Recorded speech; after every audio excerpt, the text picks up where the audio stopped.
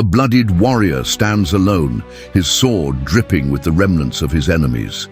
His face, rugged and fearless, is framed by a wild mustache and a single gold earring glinting under the rising sun. This is Sviatoslav, Grand Prince of the Rus, a man who lived for war and died by the sword. His mother was a saint, he was a conqueror. And his enemies, well, they feared his name like a death sentence.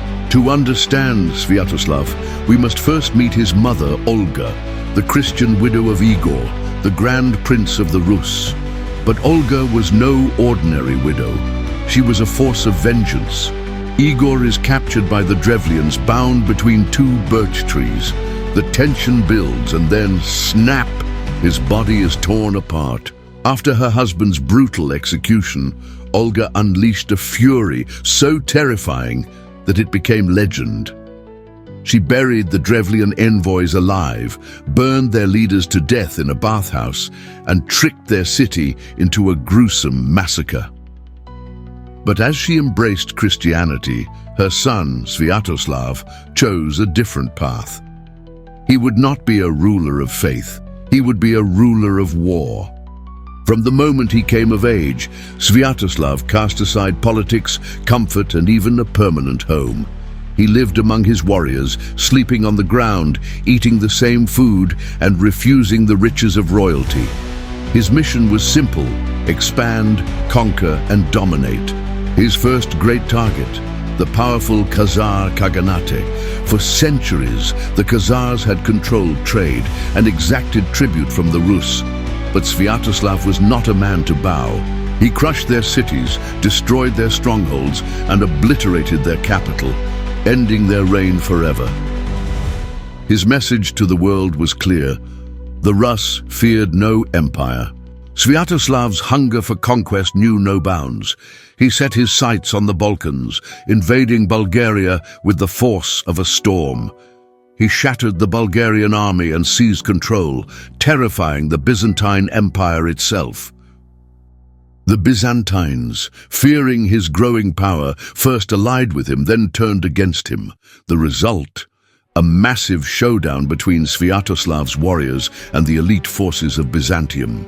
Despite his unmatched ferocity, Sviatoslav was forced to retreat, but as he made his way back home, an even greater danger awaited. The Pechenegs, a nomadic Turkic people, were waiting. Their Khan, courier, had been tipped off by the Byzantines. Sviatoslav, exhausted and weakened, faced his final battle. He fought like a lion, but he was overwhelmed. The Pechenegs slaughtered him.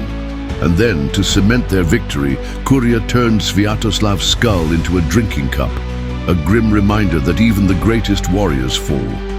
Sviatoslav left behind an empire of blood and war, but his illegitimate son Vladimir would change everything. With the help of the King of Norway, Vladimir seized power, abandoned paganism, and brought Christianity to the Rus.